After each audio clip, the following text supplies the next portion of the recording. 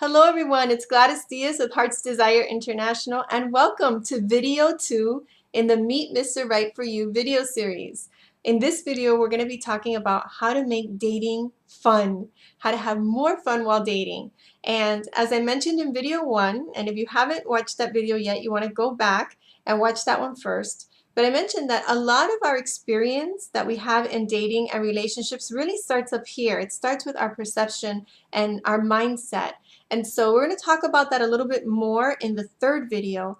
But in this video, we're going to be talking about, okay, what is our perception when it comes to dating? So that's the first thing we want to shift. Because if you see dating as this heavy, burdensome drag, right, that is what you have to do in order to meet Mr. Right for you, it's not going to be exciting. It's not going to be something that you look forward to. And you're probably going to avoid it. You're going to find yourself wanting to stay home, not wanting to go out, and so you're not going to really have that experience of creating that wonderful relationship with the man who's absolutely perfect for you.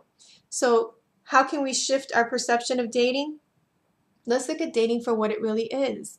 Dating is nothing more than an opportunity to meet lots of great people, not just one, to meet lots of great men, to get to know them, and then to see which one we choose to get to know better, and to perhaps it will lead to a relationship, and then we get to choose who we're in a relationship with, and then we get to choose who we're going to marry. So there's a lot of choice and there's a lot of power over here. And it all starts with seeing dating as that opportunity to experience lots of great moments, meeting lots of great people, and having lots of fun. Okay? And so the first thing you want to do is to let go of any expectations of what dating should look like, what it has to look like, what he has to do and say, what the flow of things needs to be. Just be open to being pleasantly surprised. Just be open to experiencing something new, someone new, and give yourself permission to have fun. Remember, it's a date. It's not a proposal, okay? So go out on the date, even if you're not sure if there's a lot of chemistry or connection, go out with the guy and just give yourself permission to have fun, okay? So when you're on this date, okay, so before the date, he's probably going to ask you what you want to do. So one of the first things you want to do is not do what a lot of women say in response, which is, oh, I don't know, whatever you want, which I know some women do it to not seem high maintenance or to seem like they're very easygoing. Here's the thing. He doesn't know you yet. He has no way of knowing what would be a win with you.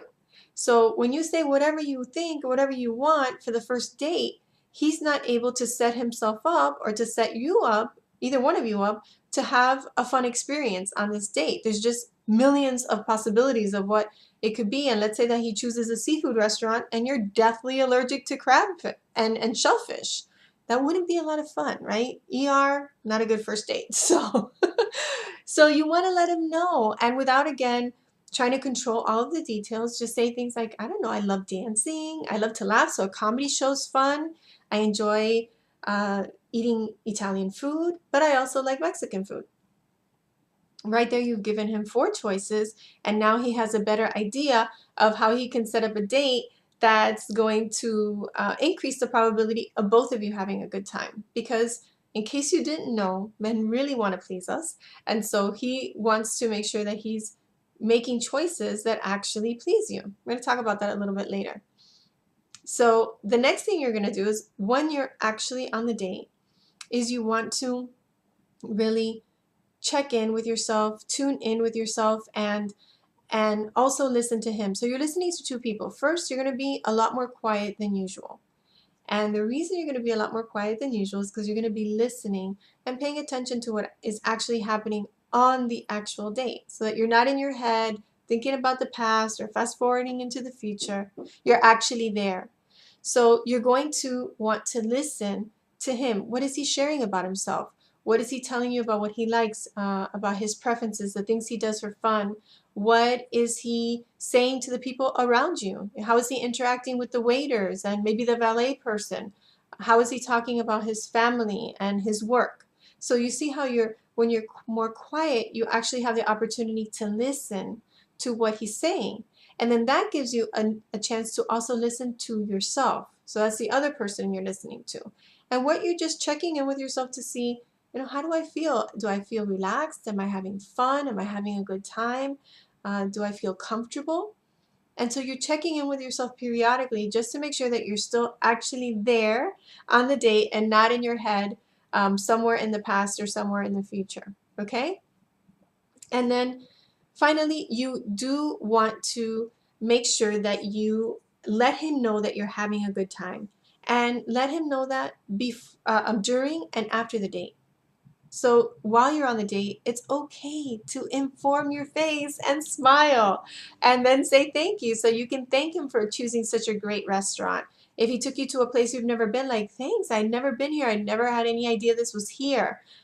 Just sending him the messages. Again, as I mentioned earlier, it's really important for men that they're able to please us. So FYI, no, they're not the enemy. They really do want to please us. So he's going to want to have that reassurance. So it's okay to let him know during the date that you're having a great time, that you're enjoying yourself, and then after the date as well, letting him know that you had a really great time. And if he's someone that you think you'd like to see again, it's perfectly okay to say, I had such a great time. I hope we get a chance to do something like this again.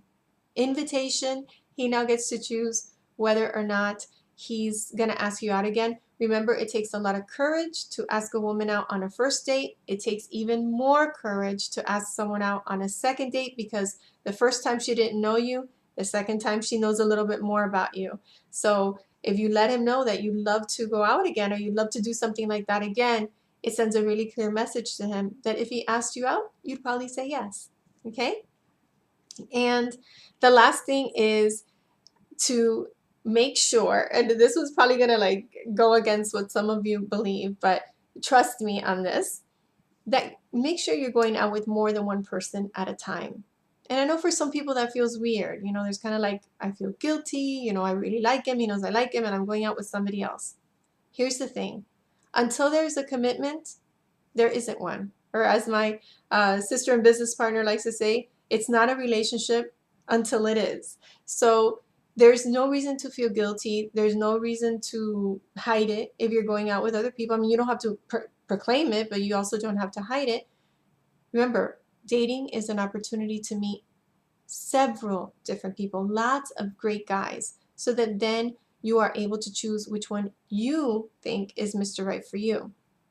So there's no need to feel guilty. There's no need to feel jealousy if he's seeing other people. It's understood in dating that it's just dating, okay? And the other reason is, going back a little bit to what we talked about in video 1 about how your confidence actually helps your feminine energy emerge more, which makes you more attractive.